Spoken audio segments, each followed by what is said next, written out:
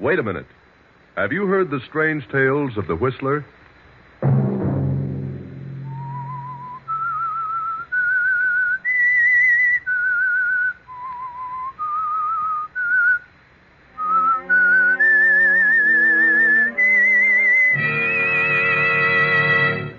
I'm the Whistler.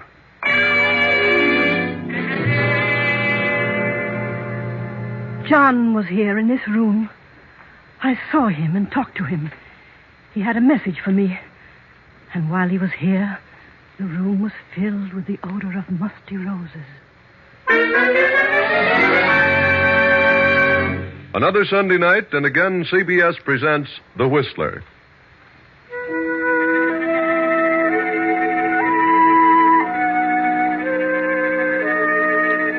I, the Whistler, know many things, for I walk by night. I know many strange tales, many secrets hidden in the hearts of men and women who have stepped into the shadows. And so I tell you tonight the unusual story of Apparition. In the midst of a circle of tall, moaning pines spreads an old mansion. On the second floor, a low light burns in a large bedroom.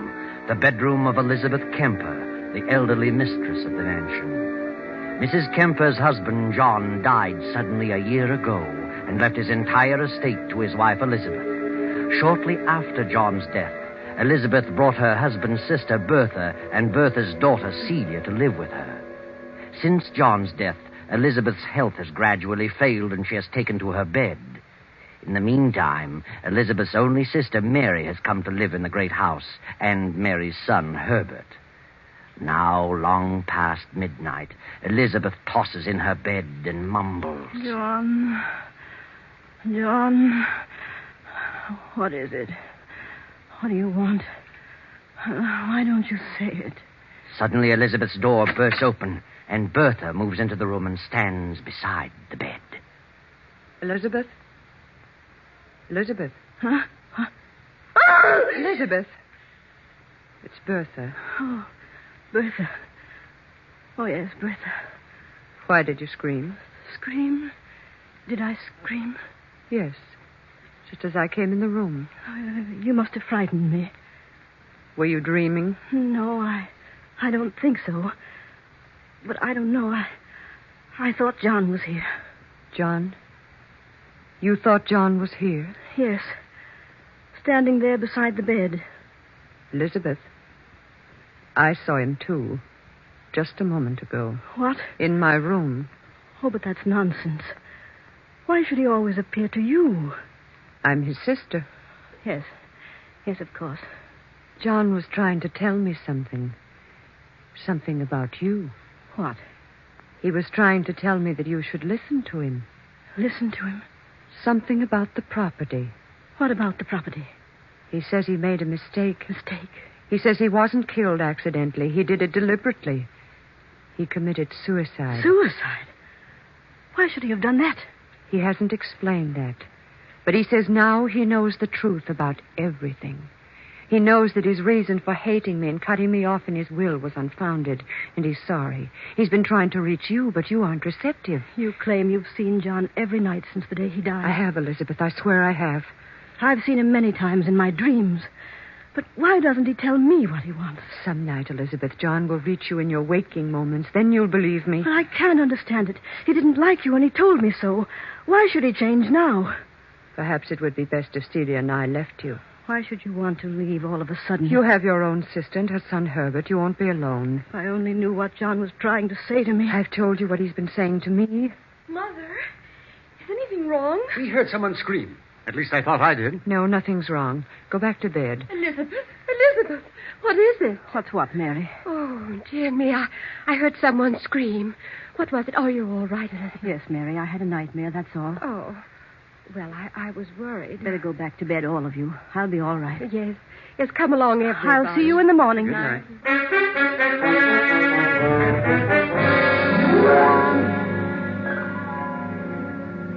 But, Mother, why do you keep frightening Aunt Elizabeth by telling her about Uncle John? I'm not frightening her. She should know the truth. But she is frightened.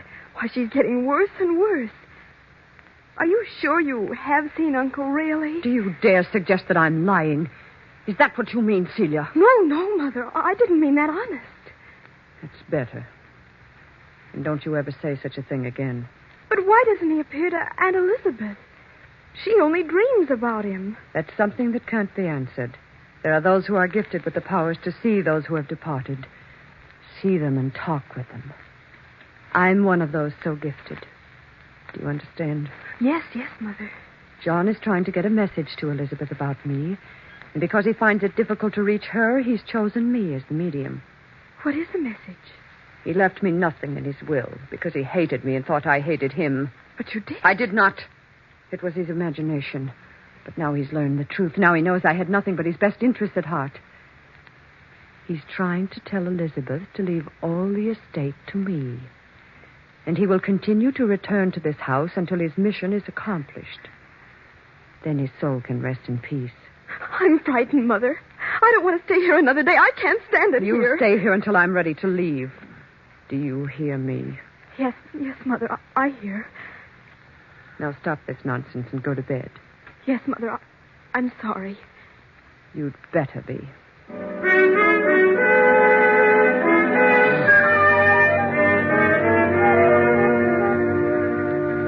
In another part of the great house, Herbert is talking with his mother, Mary, Elizabeth's own sister. Oh, now, Mother, get hold of yourself. Oh, I'm terribly frightened, Herbert. Why should you be frightened? Nothing can harm you. What have you to be afraid of? Oh, there's something awful in this house. I can feel it. I don't want to stay here any longer. We must leave before it's too late. I'll admit that strange things are going on, but I'm not ready to leave here.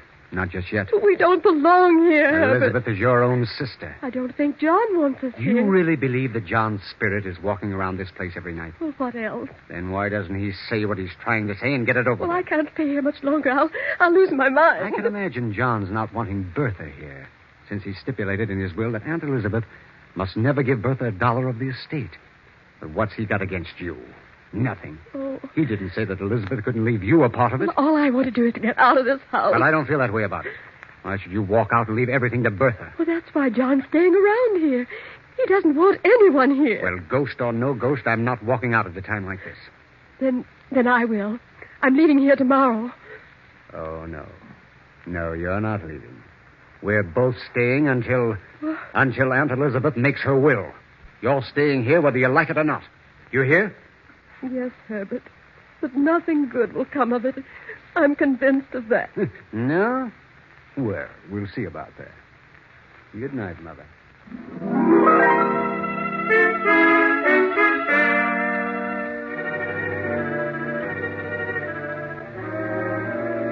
An hour later, Mary has finally dropped off to sleep. Then, as the clock strikes 3, a figure in white slips into Mary's room and stands beside the bed. Slowly, Mary opens her eyes and stifles a scream. Who is it? What do you want? I want to talk to you, Mary. Bertha. I have a message for you. A message? Yes. John is here, standing beside me. I don't see anyone. He is here. What is the message? John says that Elizabeth is planning to leave the estate to you. But he's learned the truth. He knows that his dislike for me was unfounded. He wants the estate left to me because it's rightfully mine. And he'll never be able to rest in peace until that is accomplished. Oh, I don't want it. I don't want any part of the Then estate. if you want to escape this torment, you must convince your sister that John made a mistake. If you accept any part of it, John will never let you rest. Do you understand? Yes, I understand.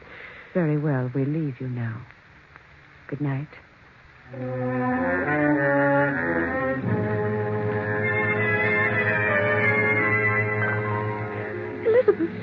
Elizabeth, wake up. Oh, what? Wake up. Oh, Mary, what's wrong? You're shaking like a leaf. He was in my room. Who? John, he was in my room. Mary, what are you saying? He had a message. He said you were planning to leave the estate to me, according to his will. But he made a mistake about Bertha. He wants you to leave it to her, so he can rest in peace. Mary, are you out of your mind? No, you must believe me. I don't want any part of the estate. Oh, please promise me. Leave it to Bertha and have done with it. I refuse to accept it. Get control of yourself, Mary. I'm leaving here in the morning. I'm frightened. And if you had any sense, you'd leave too. If you stay here, you'll go mad. Very well, Mary. If that's what you call gratitude, you can go. Oh, I'm sorry, Elizabeth, but I won't remain another night. Are you sure you saw John? Well, no. No, but he was there in my room. Did you talk with him? No. No, that is, Then how do you know he was there? Well, Bertha told me he was there. Bertha? Was she there, too? Oh, yes. She told me what he wanted. He said he couldn't reach you. Oh, why should John appear to everyone but me? Well, I don't know. But I know he was there. I could sense it. I tell you, there was someone in the room with Bertha. It must have been John. Oh, let Bertha have the estate or something terrible will happen to all this. Oh, please, Elizabeth. Go to bed, Mary. We'll talk about it tomorrow. Yes, Elizabeth.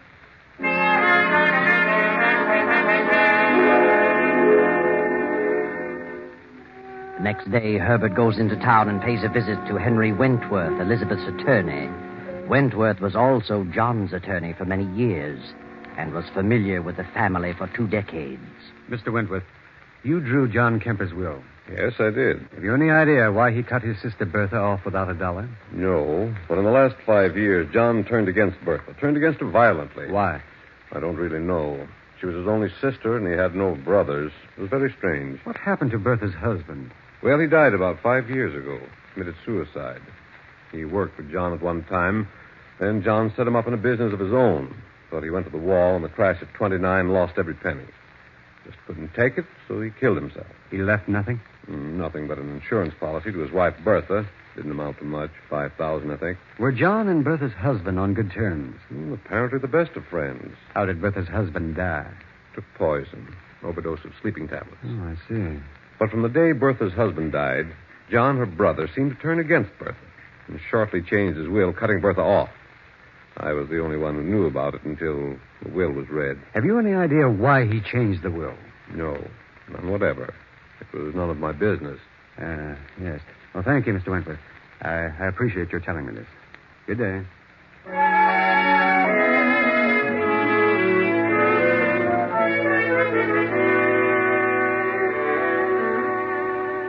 Then Herbert pays another visit, a visit to Dr. Martin, formerly John Kemper's physician. Dr. Martin is at first reluctant to talk, but finally answers a few questions. Doctor, you were John Kemper's physician for many years? Yes, that's right. Uh-huh. Was there anything wrong with him? You mean, was he unbalanced? No. Did he have any severe ailments? Well, no. No, the last year or so, he seemed to change considerably, though. Became a bit morose. Anything wrong with his heart? Well, yes and no. Yes and no? Well, he began to suffer from severe headaches. Took to using a lot of aspirin. Of course, too much of anything's bad. He was killed in a car wreck. Yes, he'd been to the city and was driving back home late at night. Drove off into the ditch. Did you attend him? I saw the body shortly after the wreck. He'd been dead about an hour, badly smashed up. Was it his heart? Oh, could have been, but I think he went to sleep at the wheel. Was there an autopsy? No, it was obvious how he died. His skull had been crushed in. Mm-hmm. Who had he visited in the city on business? Oh, I don't know. I never thought about it. Where is John Kemper buried? In the family vault at the edge of his own estate. Didn't you know that? Huh? Oh, yes. Yes. I'd forgotten. Well, good day, Doctor. And thanks for the information.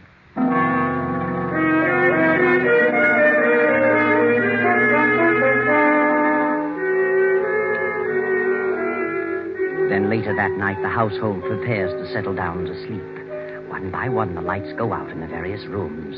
Now only that in Elizabeth's room remains. Will there be anything else, ma'am? No, Higgins. That'll be all.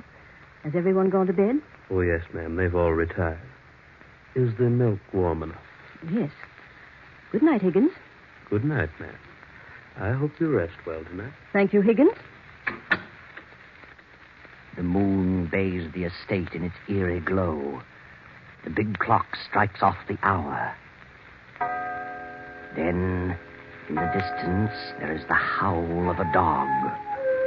A mournful howl of impending doom. John's dog crying in its loneliness. Across the lawn from the family vault walks a haggard figure in the moonlight. A figure with long white hair walking toward the house. Then a few moments later, the weird figure appears in Mary's room, stands in the shadows, and points at Mary. What do you want? Who are you? I am John. John? Oh, good heavens. I've come back to talk to you. You must hear me. I hear you. I made a great mistake in life. I hated my sister, but I know all things now. Bertha's a good woman. I'm doomed to walk this place without rest until I've made amends. Do you understand? Yes. Yes, I understand. If Elizabeth refuses to listen to my pleas and leaves this estate to you, you will never rest a moment under this roof. For I can never leave. It rightfully belongs to Bertha, and to her it must go. No, I don't want it. I don't want any part of it. I won't stay here. I promise. Just let me alone. I will, if you and your son leave here at once. We will. We will. Where are you? John? Are you here? John? Mary gasps and suddenly falls back on her pillow. Poor Mary has fainted dead away. From the darkened stairway, the great clock chimes out the hour, 3 o'clock.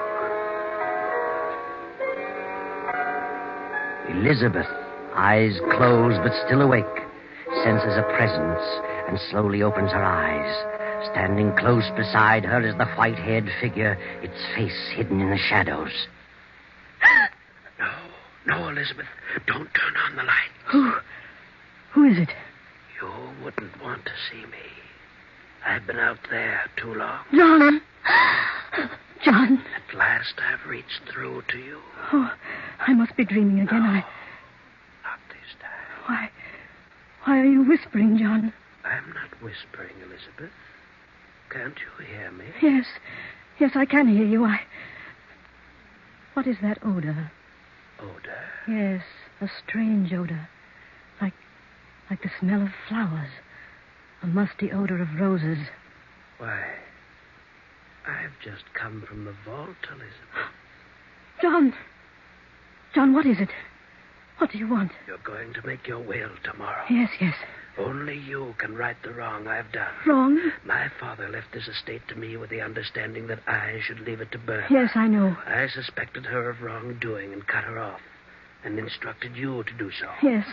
But now I know that I was wrong. You must leave the estate to her. You must right my wrongs so that I can go on to my rest. Yes, John. If you fail to do this, I shall be doomed to walk this place throughout eternity. And all those who come here shall not know a moment's peace. Yes, I understand, John. If you fail me, you too shall suffer my torment with me forever. Yes, I'll do it. I'll do as you say, only... John... Your heart, Elizabeth? Yes, You haven't much time, Elizabeth. You'll be joining me soon. I know. John, where are you? I promise, John. I promise. Elizabeth clutches at her heart, gasping for breath. A few moments pass, and she revives sufficiently to reach for the stimulant on the nightstand. She pours a dose, and as she swallows it, she glances out the window over the moonlit grounds. Across the lawn moves the white-haired figure, gliding toward the family vault at the edge of the estate. John! Elizabeth drops the glass and falls to the floor. A few seconds later, Bertha hurries into the room. Elizabeth. Mary. Herbert. What happened, Mother? Hurry. Good heavens. Is she all right? Elizabeth. Oh. She's dead. Who screamed? Must have been Elizabeth. Had another attack. Why, she's still breathing. Put her on the bed. Well, there's the medicine. I'll get another glass. You stay here, Mary. I'll get the glass from the bathroom. What do you suppose happened to her? Maybe it was... Was what? I don't know. What's wrong with you, Mother? You're white as a sheet. Oh, am I? What are you trying to say? I saw it, too. Saw what? What did you see? Well, I saw him. John. He was in my room a while ago. I talked to him. You talked to him? Yes, and He talked to me. I heard him and I saw him. What did he say? Stop whimpering and tell us. He said... Mother, stop it, stop it. Oh, I won't stay. I won't. Come back here. Grab her, Celia. Elizabeth's coming, too. Aunt Elizabeth. Aunt Elizabeth. Oh, Herbert, You're all right now. Just take it easy. Yes. Yes, I'm all right. What's wrong with Mary? She says she saw John and talked to him. What? I think she's imagining things. No. She isn't imagining things. I know. I saw him, too. He was here. He talked to me. Oh, now, look, Aunt Elizabeth. The whole thing is... No. He was here. It was no dream. I saw him walk through the garden toward the vault. When? It can't be very long ago. There was a strange, sickly odor in the room all the while he was here. It smelled like musty roses. Oh, be quiet, Mother. Now maybe you believe what I've been telling you. What did he say? It was about his will and my will. And he talked about Bertha. About me? Yes. He said he was wrong about you. Wants to make things right through me. He knew I intended to make my will tomorrow. And he told me just what to do. Yes, that's what he said to me, too. You? Yes. Why, this is the strangest thing I've ever encountered. Why should he talk to you? Well, he did, I tell you. And Elizabeth must do what he wants. Otherwise, something will happen. What will happen? Well, I don't know. I want you to call Mr. Wentworth, the lawyer, and have him here first thing in the morning. I want to draw my will, as John tells me. Very well. I think I'll have a look around the grounds. Never go back to sleep now, anyway. So, good night, Aunt Elizabeth.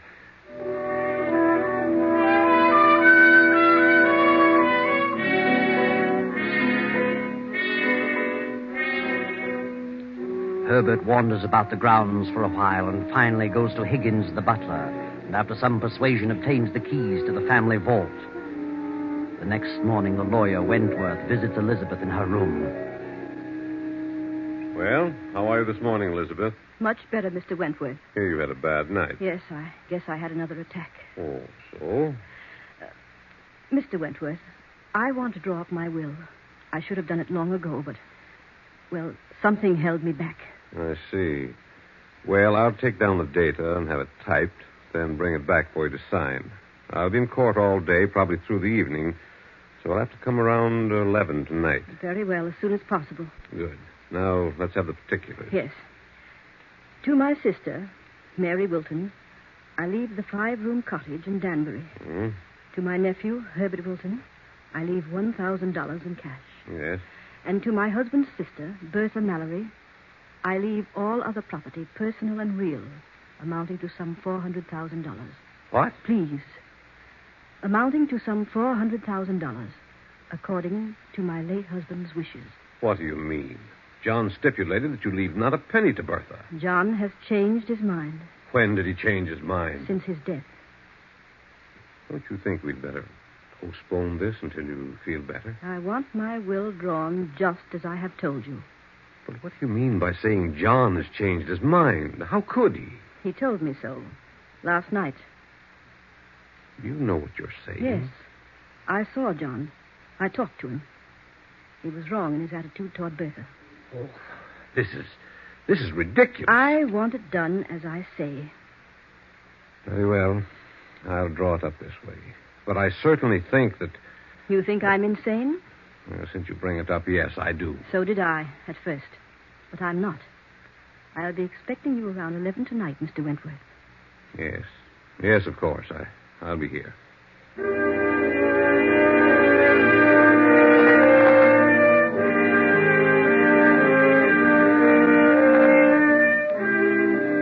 Now it is shortly after 11 the same night. The lawyer has returned with the will, and Elizabeth has called her 3 relatives to her room. Very well, Mr. Wentworth. This is drawn the way I want it. You mean as John wants it? I mean just that. I'm leaving the property that was mine before I married John, the small cottage, to you, Mary, and $1,000 to Herbert. All else I am leaving according to John's directions to you, Bertha. That's the way John wants it. And that's the way it shall be. You must do as you think best. I'm doing as John wishes. Hand me the pen, Wentworth. There you are, and I hope you all understand. I don't. Thank you, Elizabeth. Well, now that you've got it, Bertha, what good is it going to do you? What do you mean? How much chance do you think you'll have to use it? What happiness do you think it'll bring you? More than it would you. Isn't it rightfully mine? Is it? That's the way John wanted Oh, it. no, it isn't. It's the way you want it. I had nothing to do with John made a will, and he's never wanted to change. Elizabeth knows better than that. Aunt Elizabeth knows nothing of the kind. This is my house now, and the sooner you leave, the better. You'll be leaving sooner than I will, you and your spooks. You don't believe in ghosts, and you never saw one. I saw John. Night after night. Everyone saw him. Everyone but me, because I'm not a dump. Your own Mother Mary saw him and talked to him. Gosh, John is dead in his coffin out there in the vault. I saw him. But I did see him. So did I. You wouldn't know if you did see him. We would. We've seen him. Yeah. Then turn around. Turn around, all of you. And look. John! Good Lord. It's him. Is that John? Is it? Yes, yes. Take off your wig. Higgins. Yes, the butler. There's your spook. Why, I'm sorry, ma'am. I... You can go, Higgins. I'll explain everything. Yes. Bertha hired Higgins to impersonate John. That's a lie. Higgins would never have done it if he'd known about the murders. I trapped him into it. He confessed everything. Murders. What do you mean? I got wise to the whole thing. I investigated the whole story about Bertha's husband and John's accidental death. They were both murdered. You're lying. I have the bodies exhumed and examined. They both died of an overdose of sleeping tablets. The very same purchased by Bertha at a certain drugstore. He's crazy. He's crazy. I tell you, She don't put listen. the tablets in her husband's aspirin bottle. She was the one John visited. That night he had the wreck. She must have drugged him. That's why he went to sleep at the wheel. I didn't. She killed her husband for his insurance. And John cut her off in his will because he suspected that she killed her husband. It's a lie, I tell you. John never wanted his will changed. I have proof of the whole thing, and the police are waiting outside now. You haven't a chance, Bertha. You're guilty. The police. Oh. What No, good no. will all this do you? Where is your fortune now? They'll hang you. Oh, yes. Yes, I did. I did it. I don't know why, but I did it. I gave him the tablet. Did Higgins know that? No. No, he didn't know. Oh. Bertha, she's fainted. Mother. No, she hasn't fainted. Well, what's wrong with her? She's dead. Oh, Mother. Mother. Hand me that will, Mr. Wentworth. I want to draw up a new one in the morning.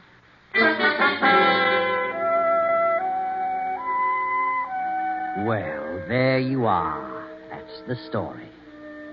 John never wanted his will changed, and for good reason. He really knew the truth. But wait a minute. How did you figure this one out, Herbert? You didn't really have those bodies exhumed, did you?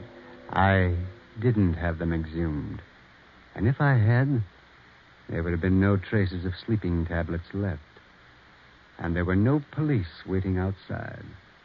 I was bluffing, working on pure hypothesis. But it did work. Yes, it worked, Herbert. And it afforded me a very nice story indeed. Thank you, Herbert. You're welcome.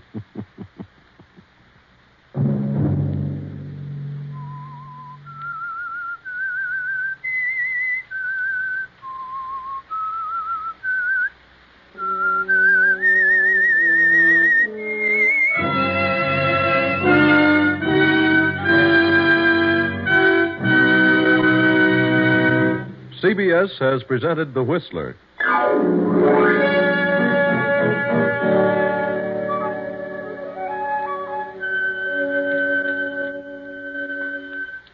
Original music for this production was composed and conducted by Wilbur Hatch. The Whistler is written and directed by J. Donald Wilson and originates from Columbia Square in Hollywood.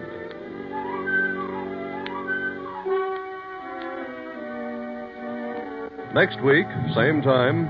I, the Whistler, will return to tell you another weird tale. Good night.